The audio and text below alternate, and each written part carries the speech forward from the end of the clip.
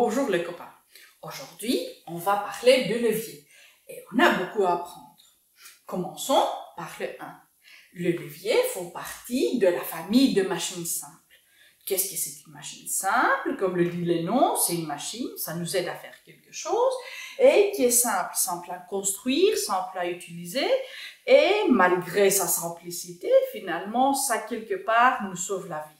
Parce que les machines simples vont nous permettre de soulever des charges qui sont trop lourdes pour nous. Ça va nous permettre d'aller plus vite, d'avoir plus de précision à quelque chose qu'on fait. Elles sont vraiment géniales. Alors, dans cette famille, on va trouver le levier. À quoi ressemble un levier? Vous avez plusieurs types que vous utilisez tous les jours. Je suppose que vous avez vu la balance. En fait, dans l'ancienne époque, où on voulait peser, disons, 2 pommes, c'est qu'on faisait. On suspendait d'un fil une tige et de 2 côtés, exactement à même distance, on mettait 2 paniers. Un panier, on mettait ce qu'on voulait acheter, disons nos pommes, et de l'autre côté, on mettait 2 poids qu'on connaissait, et comme ça, on pouvait peser. Alors, on peut dire que là, si on est vraiment à la même distance, nos pommes vont faire en tout 300 grammes. Évidemment, il y avait en fait la possibilité de tricher parce qu'un marchand qui avait une balance, qui s'y connaissait un peu en physique, qu'est-ce qu'il pourrait faire? Il pourrait mettre le panier avec les fruits un peu plus loin. Comme ça, en fait, si on met un peu plus loin, vous verrez pourquoi, on doit mettre plus de poids. Alors ça, en fait, nous faisait payer un peu plus parce qu'on pensait acheter plus. Mais bon, les marchands maintenant ne sont pas vraiment des tricheurs, sont tous honnêtes. Un autre levier que vous connaissez, c'est la bascule. Vous avez joué à la planche de jeu. Là, on a un point d'appui qui soutient en fait une planche et que vous vous mettiez en fait d'un côté et de l'autre. Voilà, je ne dessine pas bien, mais c'est pas grave. D'un côté et de l'autre et vous vous balanciez d'un côté et de l'autre. Autre, les ciseaux, les pinces barbecue, le clé anglaise, des pinces, de casse-noix, il y a de toutes sortes. Mais qu'est-ce que c'est la chose qui fait un levier? Alors, dans tous ces cas, il y a un point que même si on a un mouvement, en général, pour se basculer, pour tourner, il y a un point qui ne bouge pas. Si vous regardez là, quand vous basculez comme ça, ces points ne vont pas bouger. Alors, ce que je fais en rouge ne va pas bouger. Alors, à la bascule, c'est ça. À la balance, c'est ces points-là qui ne vont pas bouger quand les 2 plateaux vont tourner. Pour les ciseaux, les pinces de barbecue, etc., les pinces qu'on utilise à la maison, c'est là. La pince à épiler, le point qui ne bouge pas, c'est ici, tout au fond.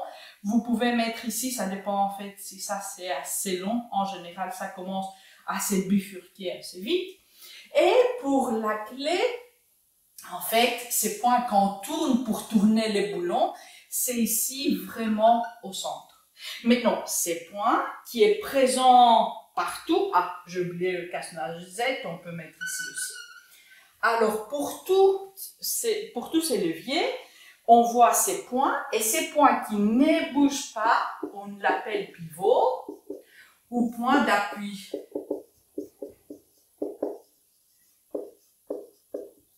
Alors, ce que vous devez absolument connaître ça, c'est que le pivot ne bouge pas, ne part pas de sa position, reste toujours là, et ça c'est l'important. Alors, autre chose qu'on va définir à propos d'un levier, c'est finalement la tâche qu'on va faire. Alors, par exemple, prenons l'exemple du casse-noix. Qu'est-ce qu'on veut faire? On veut notre tâche est de casser le noix. Mais non, la noix, pardon. Pour casser la noix, c'est qu'il faut faire la machine, le casse-noix doit appuyer, doit faire une force sur la noix pour la casser. Mais c'est une grande force qu'on doit faire, c'est qu'on ne peut pas faire avec la main, en fait les mains sont quand même assez dures. Et alors ce que nous, on va faire, on va exercer une force ailleurs. Et nous, qu'est-ce qu'on va faire? On va appuyer là. Alors ça, c'est la force de notre main, ok? Et cette force va se transférer ici par la machine, va être augmentée parce que les leviers, on les utilise pour augmenter, amplifier notre force. Et finalement, ça va casser la main. Alors, la force de notre main, on appelle une force motrice. Tandis que la force qu'on va récupérer de l'autre côté, on appelle une force résistante. Parce que, qu'est-ce que finalement la main fait? Ben, elle résiste d'être cassée. Alors, dans un levier, il y a toujours une force motrice et une force résistante. Et vous pouvez voir, par exemple, pour les pinces barbecue, vous voulez prendre quelque chose ici, un morceau de viande, disons.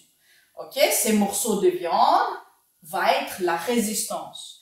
Alors ça, c'est côté, disons, résistant. Tandis que de l'autre côté, là où on met la main, ok, la main, notre main est moteur, alors c'est ici que ça va être le moteur, la force motrice, la force de notre main. Et quand on parle d'un levier, d'un côté, on a les pivots, de l'autre côté, on a les deux bras. On les appelle deux bras, mais parfois, par exemple, si on a plus. Alors, un bras, c'est côté moteur. Alors, le bras moteur, c'est la distance entre là où on fait la force et les pivots. Alors là, c'est les bras moteurs. Tandis que de l'autre côté, quand on va de là où ça doit, en fait, on doit appliquer la force résistante et au centre qui est le pivot, ça on appelle un bras résistant.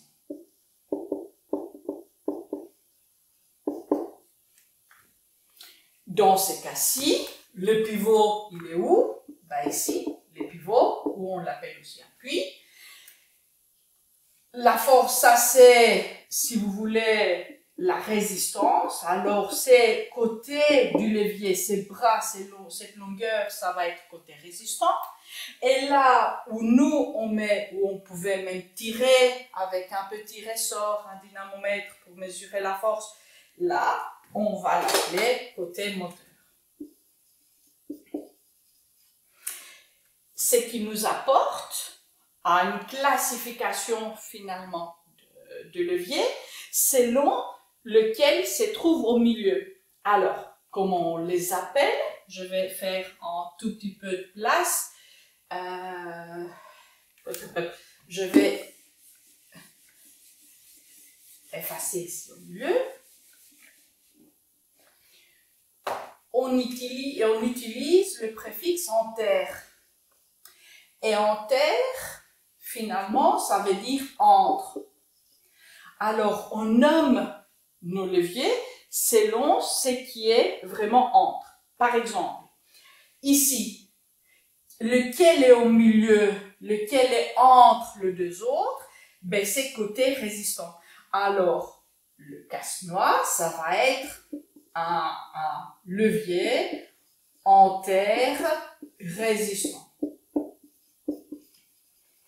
Pourquoi? Parce que la force de résistance qui nous résiste, c'est au milieu. Quand on joue à la bascule, c'est lequel qui est au centre? Ben c'est le pivot ou l'appui. Alors on va appeler ces types de levier enter appui. Ça c'est la deuxième catégorie. Et il y a la troisième catégorie où notre force va être au milieu. Et la pince, c'est vraiment l'exemple par excellence. ici la pince à épiler parce que c'est qu'on fait, on va attraper quelque chose. Si c'est une pince à épiler, disons, ça c'est une poêle. Voilà. Ok? Alors ça c'est la résistance, c'est côté résistant. Là c'est le pivot, l'appui. Et nous, qu'est-ce qu'on va faire? On vient ici et on va appuyer avec nos deux doigts ici au milieu. Et ça va être la force motrice, la force de notre main. Alors, ces types de levier, on appelle hauteur-moteur. Alors, ce que vous devez retenir de tout ça, c'est qu'un levier, c'est fait d'un point d'appui, qu'on appelle aussi pivot, qui ne bouge pas, et deux bras qui peuvent bouger.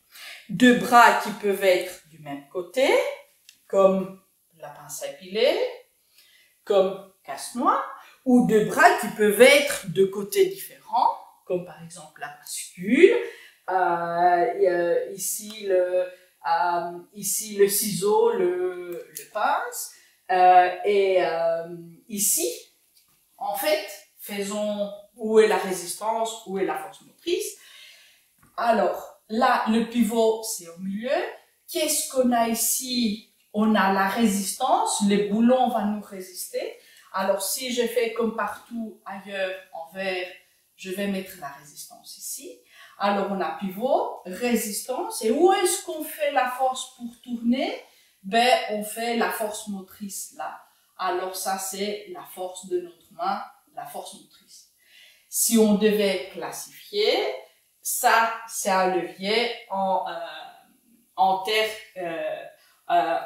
résistant, comme ici, parce que la résistance se trouve au milieu entre les points d'appui et notre force motrice.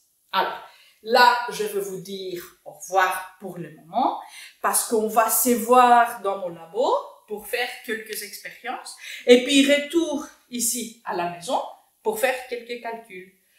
Au revoir pour le moment. Bonjour, nous revoilà au labo pour faire l'expérience. D'abord, un petit rappel du vocabulaire. Alors là, j'ai un levier avec un pivot, un point d'appui. Le levier peut tourner autour, peut basculer autour sans que le pivot ne bouge. Alors, je peux faire trois types de leviers différents. Si j'ai ici, côté résistant, je mets ma charge, disons, voilà, j'ai mis une charge, là j'ai mis 8 masses, 8 disques, alors ça c'est la masse que je dois soulever, qu'on appelle la charge. Ça veut dire que c'est côté résistant. Si maintenant je mets ma force avec ma main de l'autre côté, du côté où on met la main, on appelait, ça s'appelle moteur. Ce qu'on voit, c'est qu'au milieu, entre la main et la charge, c'est qu'on a le pivot. Alors, ce type de levier, on appelle antère-appui, parce que l'appui est au milieu. On pourrait faire autrement. Je pourrais mettre ma charge là, et je pourrais soulever avec ma main, avec mon doigt, en fait, de ces côtés-ci. Cette fois-ci, qui est au milieu, c'est la charge. Alors, on peut l'appeler antère-charge ou antère-résistant. De l'autre côté, bien sûr, je peux mettre la charge vraiment, en fait, d'un bout, et je peux essayer de soulever avec ma main, et je peux mesurer utilisant un appareil qu'on appelle le dynamomètre qui mesure les forces. Je peux soulever de ces côtés-ci. Alors la force de la main maintenant s'applique ici, elle est au milieu, ça veut dire que ça c'est un levier intermoteur.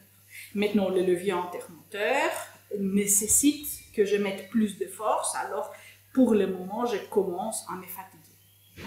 Alors, maintenant qu'on connaît le vocabulaire, prenons quelques mesures pour voir comment on peut équilibrer finalement ce levier. Quelle est la force minimale qu'on doit appliquer pour soulever notre charge? Alors notre charge, je vais toujours prendre le 8 masses et je vais mettre ici de ce côté, deuxième trou. Maintenant, comment est-ce que je pourrais équilibrer? Quelle force est-ce que je dois exercer de l'autre côté pour soulever cette masse? Ce que je peux faire, je vais prendre exactement même, alors ça c'est 8 masses, et mettre ici au deuxième trou. Alors, vous voyez maintenant que les deux sont équilibrés. Si j'enlève, si je mets une masse de moins, oups, en fait, ça tombe. Si je mets de plus, une masse de plus, voilà, maintenant on est toujours équilibré. Si je mets une masse de plus, ben ça risque en fait de basculer ou ça va basculer de l'autre côté. Alors, comment équilibrer? Si on a exactement le même masse, exactement le même distance, finalement ça va faire l'affaire. Regardons maintenant que d'autres on pourrait faire pour équilibrer. Alors, une possibilité, ça serait de mettre 16 masses ici au premier trou. Vous voyez, ça s'équilibre. On a 16 masses, on a 8 masses. Regardez bien, on a 8 masses, 2 trous de distance. Et de l'autre côté, on a un trou de distance, 16 masses. Gardez ça en tête parce qu'on va faire quelques calculs après. Alors, autre possibilité, est-ce que je peux faire autre chose? Ben oui. Alors, ce que je peux faire pour équilibrer, je peux essayer troisième trou avec moins de masse, j'ai mis 4. Ah non, ça n'équilibre pas. Mais regardons, si j'ai 4 masses et je les mets 1, 2, 3, 4 trous plus loin. Alors, d'un côté, j'ai 8 masses, 2 trous. L'autre côté, j'ai 4 masses, 4 trous. Est-ce que vous commencez à piger un peu ce que vous avez vu?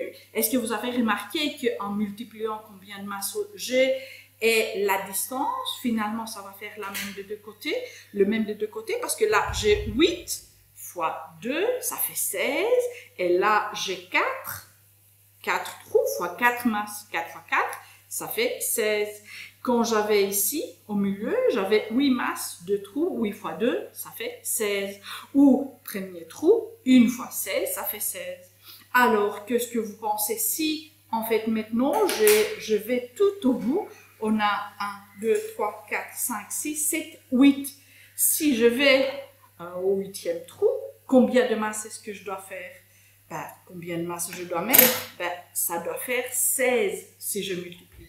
Et quoi multiplier avec 8, ça va faire 16, ben, on va mettre exactement 2, comme vous l'avez bien deviné. Alors, vous voyez, pour équilibrer un levier, du côté résistant et du côté moteur, c'est qu'on doit avoir. On doit avoir finalement la charge qu'on met fois voilà, le nombre de trous qu'on a, si les trous sont symétriques, ou la distance, si vous voulez. Et même chose de l'autre côté, on a le nombre de trous et finalement la masse, ça doit faire la même chose. Essayons maintenant une autre composition. Alors, je vais aller troisième trou et je vais mettre 4 masses. Ça fait 12 finalement d'un côté. 4 fois 3, ça fait 12. Alors, si je vais premier trou, combien de masses est-ce que je dois mettre?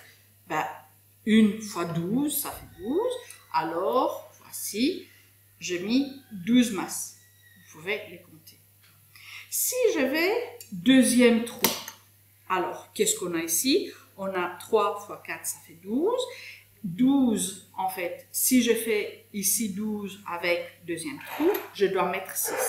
Alors, je prends, comme avant, j'avais fait le 8, et je vais seulement enlever 2. Je vais les recompter. 1, 2, 3, 4, 5, 6. Alors, effectivement, je vais enlever 2 ici pour faire deuxième trou. Troisième trou, ben, c'est 4, parce que 4 et 4, troisième trou. Si je vais maintenant sixième, 1, 2, 3, 4, 5, 6, ok? Là, 6 fois 2, ça fait 12. Je n'ai besoin que de masses. Et à quelle distance est-ce que j'irai pour mettre un subdisque? Ben, là, je devais aller jusqu'à 12. Je n'ai pas assez de trous, mais vous avez compris comment on va calculer tout à propos des leviers. Alors, je vous laisse pour le moment et on va se retrouver à la maison pour encore plus de calculs. Bonjour, on est de retour à la maison et c'est le temps pour faire quelques calculs. Vous voyez là, j'ai dessiné les 3 types de leviers qu'on a et on va faire quelques calculs faciles. Alors, premier calcul, c'est avec la tige, alors le levier anti-appui qu'on a vu au labo. Vous voyez ça, c'est vert, c'est côté résistant, et l'autre, c'est bleu, c'est côté moteur. Alors, disons que moi, je mets ici, au trou 2, je mets, disons, 1, 2, 3, on a 4 blocs. Ok? Et disons que je vais les équilibrer, le balancer, en mettant la force motrice ici. Combien est-ce que je devais mettre? Combien de blocs je dois mettre? Alors, si vous vous souvenez bien, c'est qu'on a fait au labo. On a dit ici, on a 4 blocs. On a une distance, ça c'est les bras résistants. Alors, le bras résistant fait 2 trous. 2 trous fois 4 blocs, alors 2 fois 4, ça va faire 8 en tout. Ok? De l'autre côté, on doit faire exactement ça. L'autre côté, côté moteur, alors on va d'abord faire le premier trou et disons que ce premier trou, c'est les bras moteurs. Combien de blocs est-ce qu'on doit mettre? Alors on a dit ici, d'un côté ça doit faire 8, de l'autre côté ça doit faire 8. Alors on a 1, quel chiffre multiplié à 1, ça va nous donner 8? Ben, vous l'avez trouvé, c'est pas aussi difficile que ça, c'est 8. Alors, si on met le premier trou, on doit mettre 1, 2, 3, 4, 5, 6, 7, 8 blocs. Ça veut dire qu'on doit mettre une force plus grande qu'on avait. Alors, si maintenant, on ne veut pas mettre ici premier trou et on veut mettre deuxième trou, alors, je vais effacer ça. Maintenant, notre bras moteur va devenir plus grand.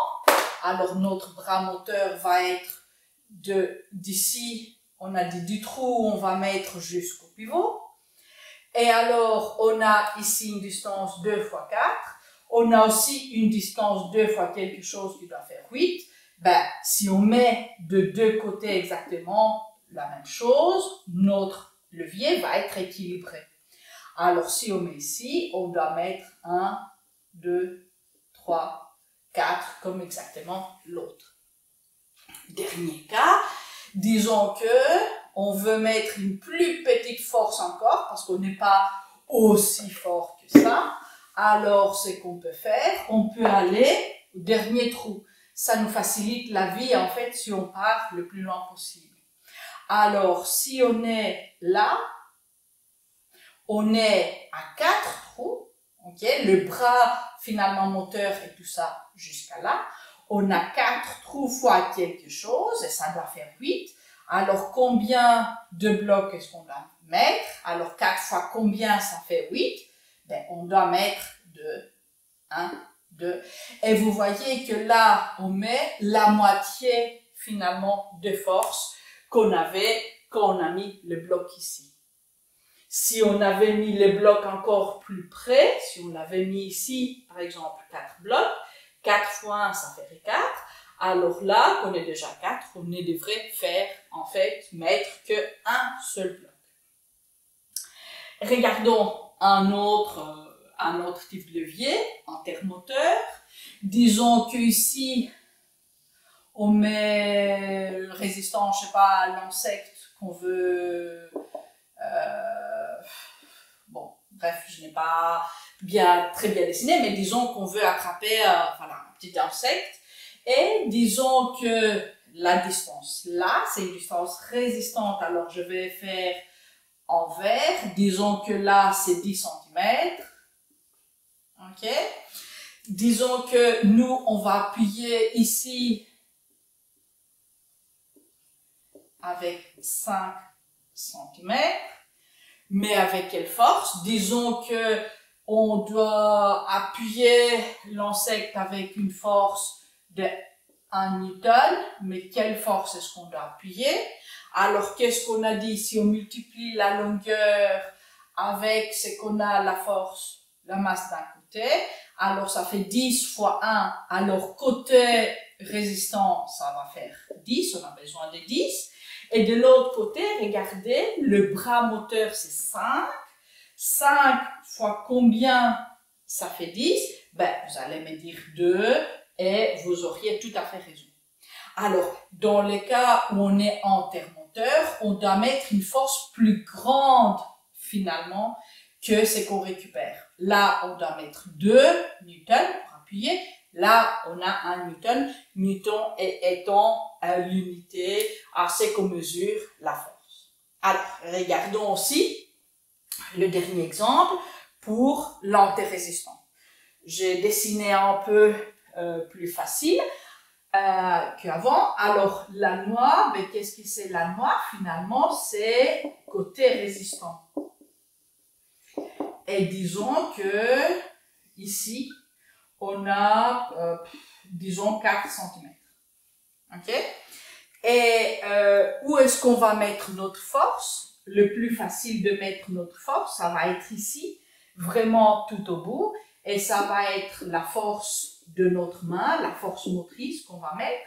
Et disons que ça, c'est de 20 cm. OK? Maintenant, on peut dire que pour casser une noix, on a besoin d'une force, je ne sais pas exactement en fait combien il faut, mais disons que il faut une force de 20 newtons pour avoir des chiffres faciles. Alors, combien de force est-ce qu'on doit mettre avec la main?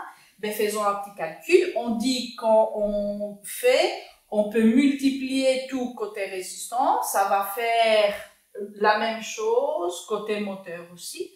Alors, on aura 4 fois 20 est égal à quelque chose qu'on ne sait pas, qui est la force qu'on cherche, fois 20. Alors, je fais les fois comme vous le faites aussi à l'école. Alors, qu'est-ce qui manque ici? Ben, vous voyez bien, les chiffres sont faciles, alors il nous manque 4. Ça veut dire que nous, on doit mettre 4 newtons. On doit mettre un 5e de la force. Notre force est amplifiée de 5 fois. C'est pour ça que les leviers sont si intéressants et tellement utilisés dans la vie de tous les jours. Je vous dis au revoir et peut-être pour plus tard pour d'autres vidéos. Ciao!